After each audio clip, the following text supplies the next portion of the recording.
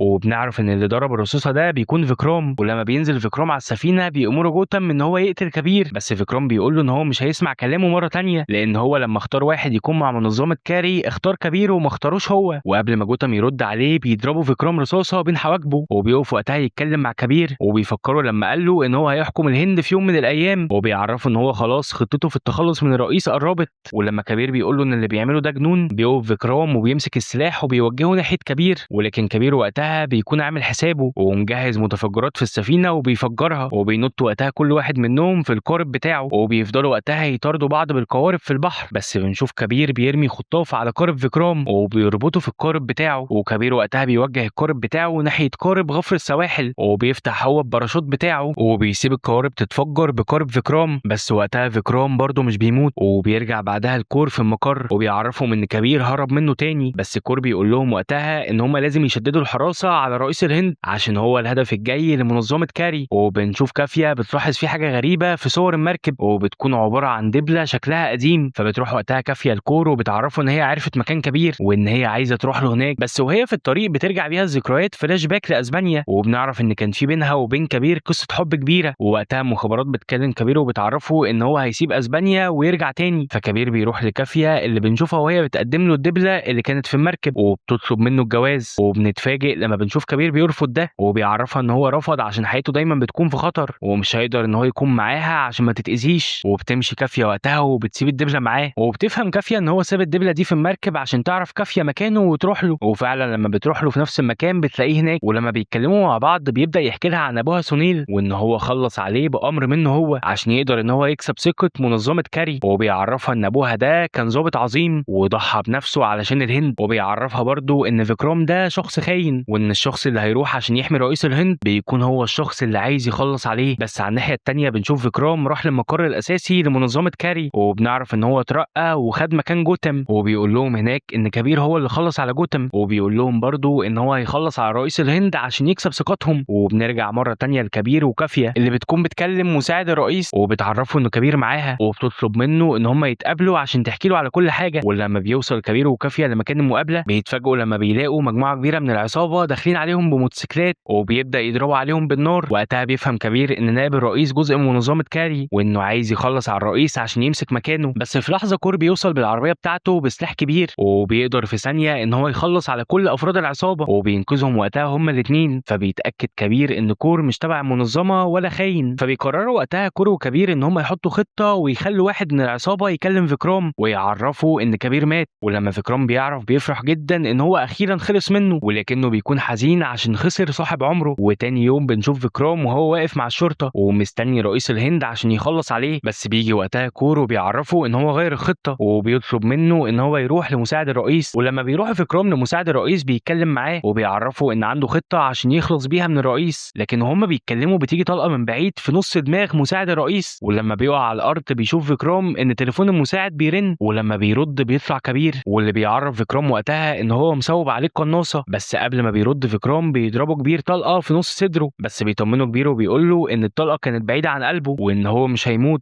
وبعد كده بنشوف لما فيكرام بيفوق في المستشفى وبيلاقي قدامه عصابة من كاري وبيبقوا عايزين ان هم يقتلوه، بس بيقول لهم وقتها ان هو عنده خطة تانية احسن عشان يقدر ان هو يخلص على كبير وعلى الرئيس. ولما بيخرج فيكرام من المستشفى بيتصل بيه كبير، فوقتها بيتحدى فيكرام وبيطلب ان هو يقابله في مكان عشان يواجهوا بعض، فبيوافق وقتها كبير على طول. بس قبل ما كبير بيروح بيطلب من كافية ان هي تخلي الدبلة معاها، وبيطمنها وبيقول لها ان هو هيرجع لها تاني. وبيروح وقتها كبير لمكان كله جليد وبيوصل لفيكرام، بس فيكرام وقتها بكل برود بيفرجوا على فيديو لايف، والفيديو ده بيكون فيه الرئيس وهو بيركب الطيارة، والشرطة اللي موجودة طلعوا كلهم من عصابة كاري. فبيحاول كورو وكافية وقتها ان هم يحموا الرئيس وياخدوه ويمشوا من المكان. وبنشوف وقتها كبير وهو متعصب جدا وبيبدأ ان هو يهاجم فيكرام، بس فيكرام بيقوم وبيمسك مقابض الحديد وبيبدأ ان هو يهاجم كبير وبيضربه وقتها بكل عنف. وفي وسط الضرب ده الدراجة اللي وراهم بتنفجر وبتطيرهم هما الاثنين. وفي الناحية التانية بنشوف كورو وكافية وهم واخدين الرئيس وطالعين بالطيارة، لكن فيكرام وقتها بيبص لكبير وبيضحك وبيعرفه ان المشكلة اصلا في الطيارة. فكبير وقتها بيعرف كور ان فيكرام متفق مع حد في الطيارة ان هو يخلص على الرئيس، فوقتها بتروح كافية تسوق هي الطيارة عشان يعرفوا يتحكموا فيها ويحموا الرئيس. وبنشوف كبير بيقوم من مكانه وبيهجم على فيكرام، وبيبقى القتال ما بينهم عنيف جدا لحد ما فيكرام بيزق كبير على سيخ حديد وبيدخل وقتها في كتف كبير من ظهره، بس كبير بيشد فيكرام عليه وبيخش السيخ في صدره. ولما بيقوموا هما الاتنين مرة تانية وبيهجموا على بعض بتيجي في عينهم كل الذكريات اللي هم عاشوها سوا وهم صغيرين، وبيبقى خلاص كبير هينهي حياة فيكرام، بس بيوقف على آخر لحظة لما بيشوف في حتة تلج رشقت في بطن فيكرام، فبيتأثر كبير جدا وقتها وبيقعد معاه على الأرض وبيهديه وبيقول له إن هو بيحبه جدا وكان بيتمنى إن هو يكمل معاه باقي عمره ويحميه زي ما فيكرام حماه زمان. فبيعيط وقتها فيكرام من الكلام ده وبيحضن كبير، وقبل ما يموت بيقول له إن المشكلة اللي في الطيارة هي في تابوت مساعد الرئيس اللي أنت قتلته. فكبير وقتها بيكلم كورو وبيعرفه، ولما بيفتح تابوت المساعد بيلاقي إن في متفجرات، فبيرموا وقتها التابوت من الطيارة وأول لما بيخرج منها بينفجر. وفي الآخر بنشوف كبير وهو شايل فيكرام على كتفه بعد ما مات وبيكون زعلان جدا عليه. وبنرجع بعدها لكور مرة تانية وهو واقف قدام الإعلان وبيقول لهم إن السبب في كل ده هو كبير وإن هو خاين لوطنه وإن فيكرام هو الشهيد البطل اللي كان بيدافع عن الهند. وبنعرف إن كل عمل كده عشان يفضل كبير متخبي ويقدر إن هو يوقع كل أفراد منظمة كاري. وبعد فترة بنشوف كبير وهو بيجري ورا واحد في روسيا وبنعرف إن ده أول واحد من منظمة كاري، وقبل ما كبير بيخلص عليه بنشوف واحد جاي من بعيد ولما بيظهر بنتفاجئ إن هو فيكرام، وبنعرف وقتها إن هو ما ماتش وإن كبير أنقذه قبل ما يموت. ومش بس كده، ده كمان بقى بيساعد كبير في المهمات بتاعته ودخل ورجع الجيش تاني. ولما فيكرام بيخلص على أول واحد بيروح هو وكبير بعد كده مجموعة من البلاد عشان يخلصوا على كل منظمة زي باكستان وبعدها فرنسا، وبيفضلوا كده لحد ما يقدروا إن هم يخلصوا على كل منظمة كاري. ما تنساش تعمل لايك للفيديو وسبسكرايب للقناة، وسلام.